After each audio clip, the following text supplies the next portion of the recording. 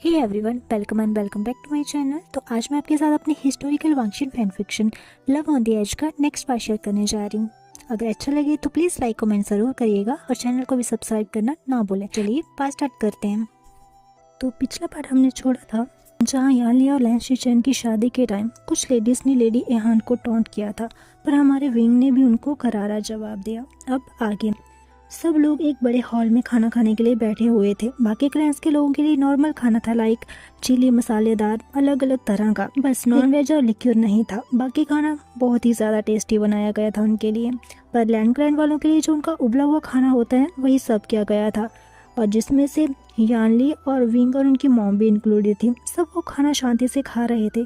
बेचारे हमारे विंग को छोड़कर, वो बस खाने को देखकर मुंह बनाए जा रहा था और अपना लास्ट बर्थडे याद कर रहा था, जहाँ पर पूरे दिन सुबह के नाश्ते से लेकर रात के खाने तक उसी की पसंद की चीजें बनाई गई थी। वह ये सोचकर कभी खुश होता, कभी पाउट करता करंटली उसके आगे रखे खाने को देखकर, और कभी कभी उनके साथ जो अलग क्लैन के लोग खाना खा रहे हैं उन्हें देखकर अपने लिप्स को लिक करता और गल्प करता।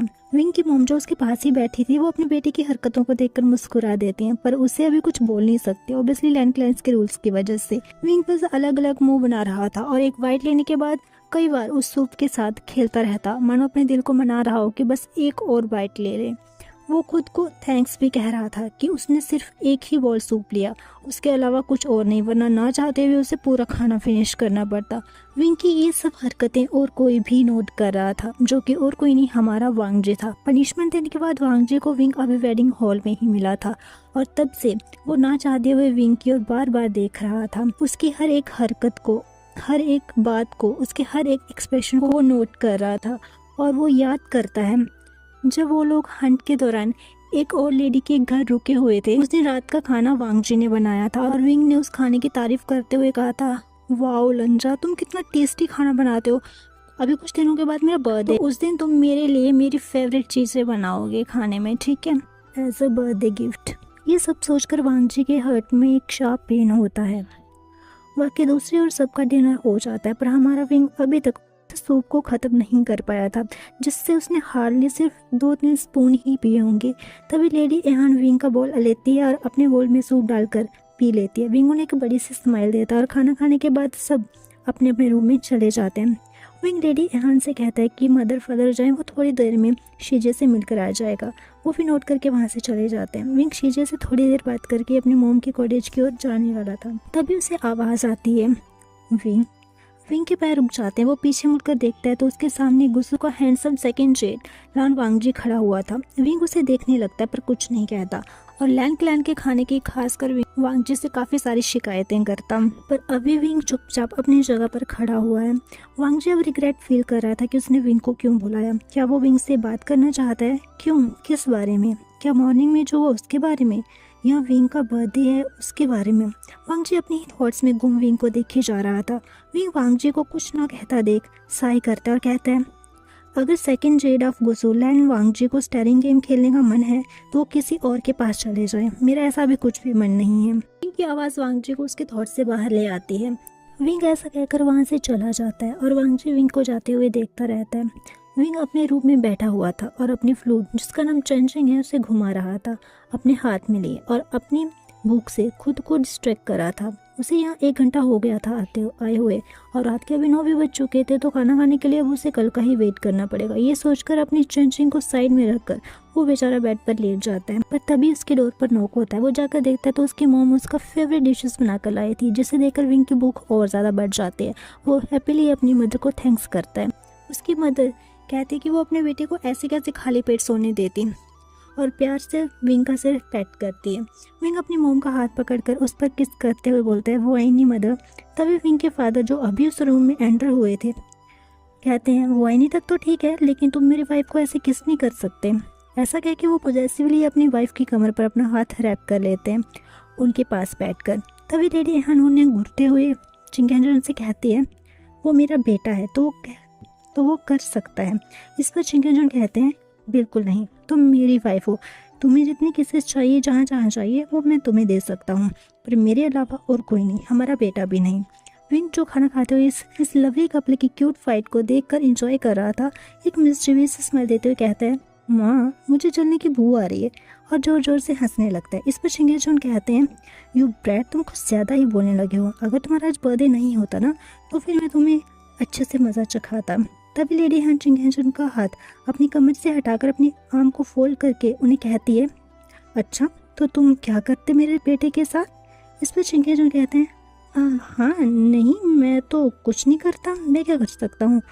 इस पर लेडी हान कहती हैं, अच्छा भी यही रहेगा। शिंगेचुन खुद में बड़बड़ाते हुए कहते हैं, मुझसे तो कोई प्यार ही नहीं करता। जो कि लेडी एहान और विंग को सुन जाता है और वो दोनों अपने अपने हस्बैंड और फादर का ऐसे सल्की फेस देखकर हंसने लगते हैं और एक साथ अपना एक स्वीट फैमिली मोमेंट एंजॉय कर। अब हम हानशी का सीन देखते हैं जहाँ यानली बेड पर बैठी शिचैन का वेट कर रही थी। नर्वसनेस उसके चेहरे पर साफ साफ देखी जा सकती थी, पर उसके साथ ही खुशी, उम्मीदें, अपनी इस नई जिंदगी से, ये सब भी था।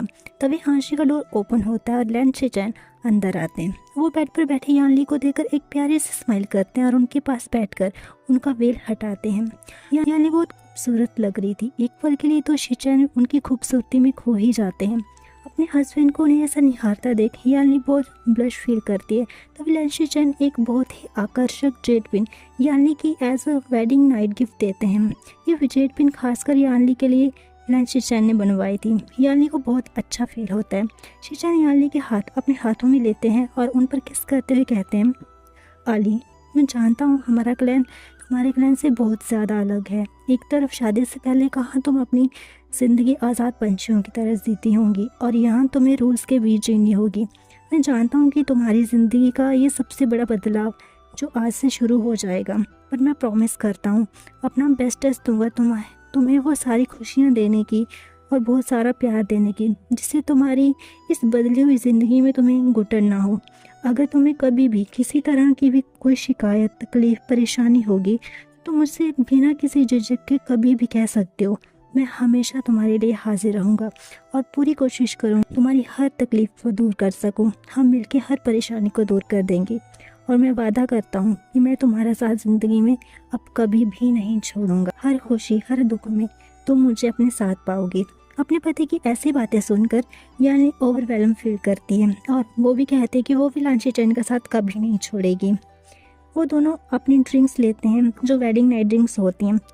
शिचैन यानली के कंसेंट से अपनी वेडिंग नाइट को पूरा करते हैं और उनकी एक बहुत ही लव और पैशन से भरी रात होती है। वहीं दूसरी ओर हमारा विंग, जिसकी नाइट बिल्कुल भी अच्छी नहीं जा रही थी क्योंकि उसे नींद नहीं आ रही थी। उसे इतनी जल्दी सोने की आदत नहीं है, पर फिर भी वो बेचारा ज़बरदस्ती आंखें बंद करके सोने की पूरी कोशिश कर रहा है। लेकिन तभी विंग को महसूस होता है कि कोई उसे खिड़की से देख रहा है। वो आंखें खोलकर खिड़की की ओर देखता है तो उसे वहाँ कोई नहीं दिखता। विंग सोचता है कि यहाँ तो कोई नहीं है, लेकिन तभी फिर से उसे ऐसा लगता है कि खिड़की के पास से कोई गुजरा। विंग फिर से खिड़की की ओर देखता है और बेड से उठकर वहाँ जाता है तो उसे दूर कोई दिखता है, पर कौन उसे अच्छे से नहीं दिख रहा था। विंग विंडो से जंप लगाकर बाहर आ जाता है।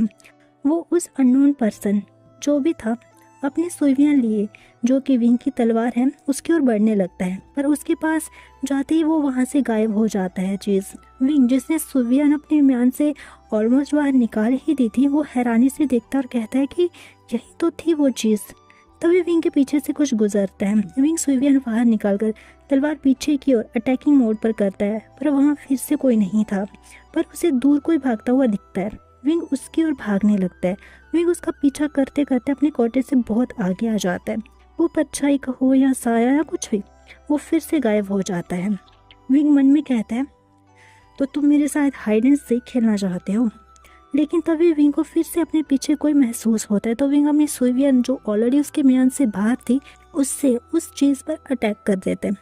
तभी वो चीज़ विंग के अटैक को डॉज करती है। विंग देखता है कि ये पर्सन तो लान वांगजी है। विंग रुक जाता है। वांगजी भी अपनी विचैन अपने म्यान में डाल देता है।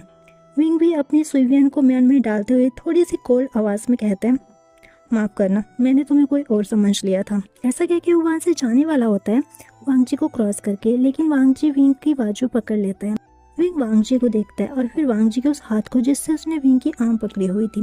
वांगजी कहता है विंग वांगजी से अपनी बाजू छुड़ाता है और कोल्डली कहता है, मैं अपने रूम में सोने की कोशिश कर रहा था पर मुझे कुछ दिखा अपनी खिड़की के पास से गुजरता और उस चीज़ का पीछा करते हुए मैं यहाँ आया हूँ। क्या सेफ्टी चेक के लिए भी रात को रूम से बाहर निकलना लैंड क्लैन में मना है क्या? क्या सेकंड जेड ऑफ गुसूलान वांगजी मुझे पनिश करने के लिए आए हैं? तो क्या पनिशमेंट देंगे इस बार वो मुझे? क्या 500 एशेस की सज़ा सुनाएंगे या कुछ और? विंग नहीं जानता कि वो ऐसे क्यों वांगजी को टोंट कर रहा है, या कुछ एक्सपेक्ट कर रहा है, या नाराज़ है या हर्ट है। हाँ, नाराज़ हर्ट शायद ये है, पर सेकंड जेड ऑफ गुस्से से नहीं, बल्कि अपने उस दोस्त से, या कह लो अपने प्यार से, जिसने कल इतनी बड़ी बात विंग को कह दी। इतने हार्श वर्ड्स। क्या सच में वांगजी विंग के बारे में ऐसा सोचता है? विंग एक साई करता है और अपने मन में कहता है कि उसका मकसद अब यहाँ पर सिर्फ अपनी माँ को हक दिलाना और उन्हें प्रोटेक्ट करना है, इसके अलावा और कुछ नहीं वो सोचेगा। वांगजी को विंग की बातें सुनकर अच्छा नहीं लगता। वो विंग के इस बिहेवियर से फैमिलियर नहीं है। वो तो अपने वांगजी से सोचते ही रुक जाता है। नहीं, वो जो भी था वो सब झूठ था और ये सच है। आशियान सच है, विंग झूठ है। पर क्यों उसे ये चीज़ हर्ट कर रही? विंग को पनिश करना, विंग का टॉन्ट मारना उसके बर्थडे को लेकर। और अभी भी वांगजी तो उसकी लाइफ यहाँ हेल बनाना चाहता था ना, जैसे कि उसकी माँ की थी। हाँ, वो इनकी लाइफ यहाँ पर हेल बना देगा। ऐसा सोचते ही वांगजी अपनी स्ट्रिक्ट फेस से विंग को देखता और कहता है, अभी तुम्हें हमारे रूल्स की इतनी नॉलेज नहीं है। कल से तुम्हारी रूल्स कॉपी करने की पनिशमेंट शुरू। इससे तुम हमारे रूल्स को अच्छे से समझ जाओगे। वांगजी ने ठान लिया था विंग से हर वो एक चीज़ करवाएगा जो विंग को पसंद नहीं, और इसी दृढ़ निश्चय को लेकर वो लाइब्रेरी में था, कुछ काम कर रहा, और उसकी थोड़ी ही दूरी पर विंग था, रूल्स को कॉपी कर रहा, जो कि सच में बहुत बोर फील कर रहा था। उसने अभी 3 बार ही रूल्स कॉपी किए हुए थे और उसके हाथ दुखने लगे थे। अब तो उससे ठीक से बैठा भी नहीं जा रहा था, लेकिन जैसे ही वो कोई प्रॉपर सिटिंग पोजीशन में होता तो वांगजी उसे प्रॉपरली बैठने के लिए कह देता और विंग गुस्से में बस अपना अलग अलग मुंह बनाता। तभी वांगजी उठता और कहता है, आज के लिए बस इतना ही, और वहाँ से चला जाता है। उसके जाते ही हमारा विंग एक मस्त सी अंगड़ाई लेता है और अपनी बॉडी को रिलैक्स करता है। वो अपनी मस्ती में चलता हुआ अपनी शीजे से मिलने जा रहा था, क्योंकि वो आज पूरे दिन अपनी शीजे से नहीं मिला। कुछ देर उनसे बात करके वो अपनी माँ के कॉटेज लौट आता है, लेकिन रास्ते में ही वो किसी से टकरा जाता है। वो पर्सन नीचे गिरता उससे पहले विंग उसे कमर से पकड़कर अपनी ओर खींच लेता है। जैसे वो पर्सन शुक्रिया करने के लिए विंग से अलग होता है, विंग उसे पहचान कर कहता है, जिनमिन। जिनमिन भी कहती है, यंग मास्टर। तभी विंग कहता है, तुम यहाँ? तो जिनमिन रिप्लाई करती हुई कहती है, मैं वो माँ के साथ यहाँ आया करती हूँ। मैंने आपको बताया था ना कि मेरी माँ यही लैंड क्लैन में सर्व करती है। विंग कहता है, हाँ मुझे याद है। तभी जिनमिन कहती है, यंग मास्टर मुझे माफ़ करना, मैंने जल्दी में आपको देखा नहीं, और शुक्रिया मुझे नीचे गिरने से बचाने के लिए। इस पर विंग कहता है, कोई बात नहीं, इनफैक्ट मुझे अच्छा लगा कि तुम जैसी प्रीटी गर्ल को चोट लगने से मैंने बचाया। विंग अपनी फ्लर्टी टोन में ये बोलता है। जिनमिन ब्लश करती हुई अपने बालों को अपने कानों के पीछे टक करते हुए कहती है, क्या यंग मास्टर आप भी? विंग जोर जोर से हंसने लगता है, लेकिन हमारा वांगजी जो शुरू से इन दोनों को देख रहा था उस लड़की को गिरने से बचाने से लेकर इस लड़की की शर्माने तक, वांगजी को उनकी बातें तो सुन नहीं रही थी क्योंकि वो दूर था, लेकिन उन दोनों को एक साथ ऐसा देखकर वांगजी बिल्कुल भी अच्छा फील नहीं कर रहा था और उन दोनों को बस घूरे जा रहा था। तभी शीचैन की आवाज़ वांगजी का ध्यान उनसे हटाते हुए अपने भाई की तरफ करती है, जो उनसे क्लैन के किसी मैटर पर बात कर रहे थे। तभी वो कहते हैं, तुमने सब सुन लिया ना? वांगजी नोट करता है और फिर से वहीं देखता है। इस बार शीचैन की नज़रें भी वांगजी की नज़रों को फॉलो करती हैं, लेकिन अभी उन दोनों में से वहाँ कोई नहीं था। तो हे गाइस, आज के लिए बस इतना ही। थैंक्स पर मैं, तब तक के लिए बाय बाय, टेक केयर।